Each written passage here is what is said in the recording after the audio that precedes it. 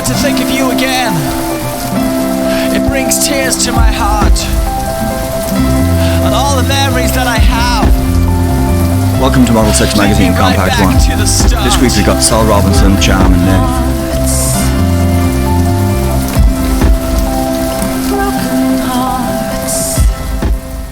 Up first is an interview I did with the Dublin-based artist Sol Robinson in his studio, the Backloft. I'm here with Sol Robinson. It's a real pleasure to meet you in your studio and to get a chance to talk to you about your work. Well, it's how I started off was like just kind of painting to kind of just paint just to get something out there. Like I always liked the idea of making something new, and I had no real training to it, so I just grabbed and circulated towards any form of art.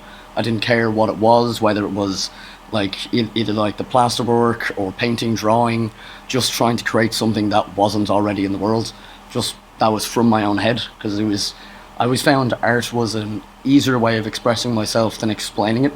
Like I can just go, I don't know what's going on in my head, I don't know what words to use, but here's a painting, here's a moment, and each painting reflects a mood I was in at that time. Like, so your art helped you articulate? Oh yeah, helped me understand my own mind mainly. Like I painted for myself. Like when I'm sad, I paint colourful stuff, and when I'm happy, I paint dark. Like when I'm sad, I don't want to paint something that's gonna make me sadder. But when I'm happy, I have that like mental energy to go into darker places.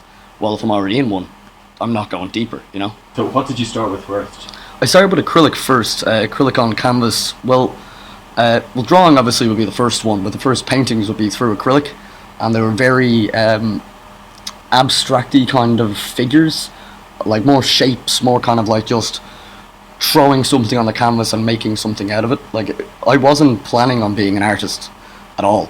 I just started to paint and just fell madly in love with it, and I was like, this is what I want to do forever. Like this is me. I found it. It was like a eureka moment, and like at this point now, like I just have to keep on hammering in. Like I can't not do it.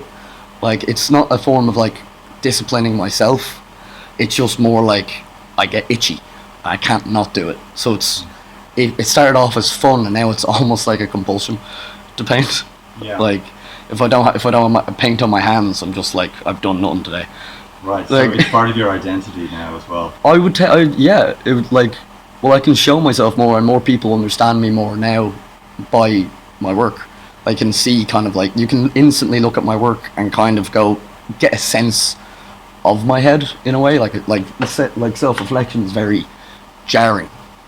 Like just like how I see my own head, like a flood of color and madness. So it was it's a discipline at the start, but it's also a lot of free techniques. Kind of just painting what I feel in the moment. Look, I have a sense that you enjoy being an artist, and you know that this helps you connect to something that you believe in. Would I be right about this? 100%. Like, I love it. Like the idea of art is just brilliant. Like the fact that I can come in to my own space and make something that wasn't in the world before. I get this impression from when I'm around you that you have this belief and a freshness in approach, but there's a tinge of naivety, and to me this gives you the freedom to be uncool and therefore to be unrestricted. Yeah, well, I never tried to be anyone else or tried to do anything that I thought people would love. Everything I've done was for myself.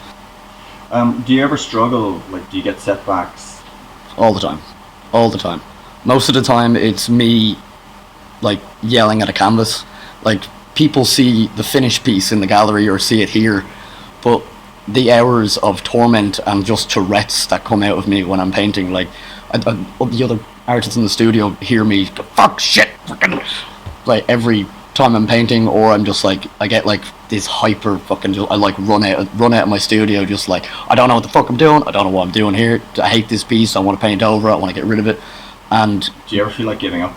Oh, a couple of times I have, yeah. But then the itch comes back. Like, you kind of I get frustrated and I don't want to do this anymore, and I kind of go like, this piece and this shit's not going anywhere.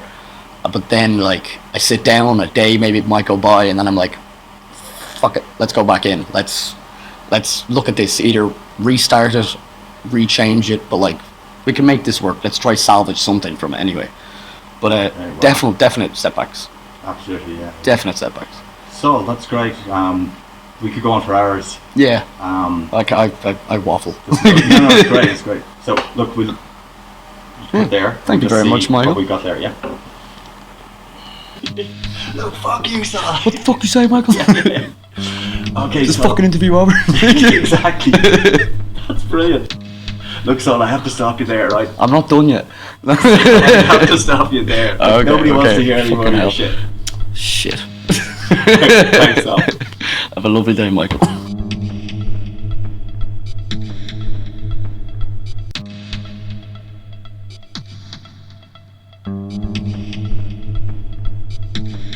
Next is a Japanese designer called Cham.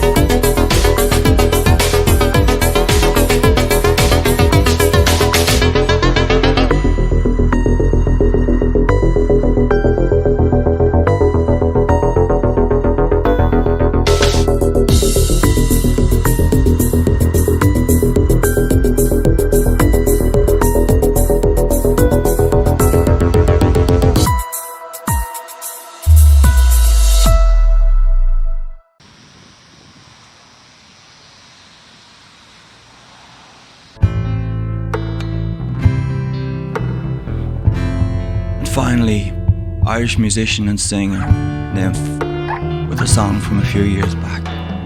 5 hours behind in time. You read my thoughts like a book. I tell you that I'm fine, but you know by the look in my face, not okay, not okay. And you know you can't be there for me. It's not okay, it's not okay. But in the end we talk of it. Everything is adequate, I'm okay.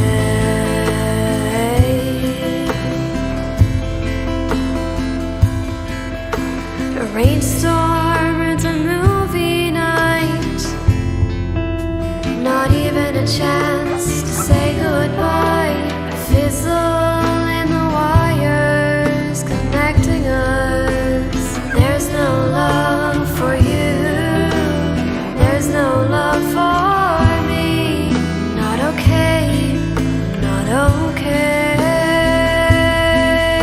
And you know you can't be there for me. It's not okay, it's not okay. But in the end we talk of it. Everything is adequate, I'm okay.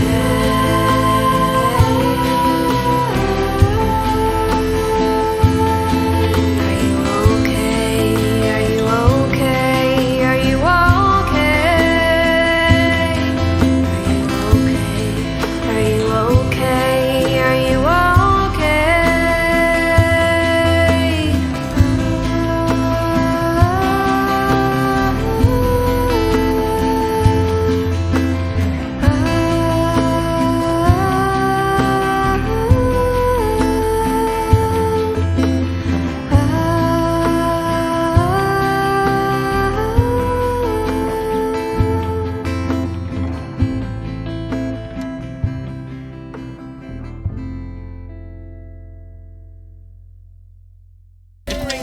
All links are in the description below. All links are in the description.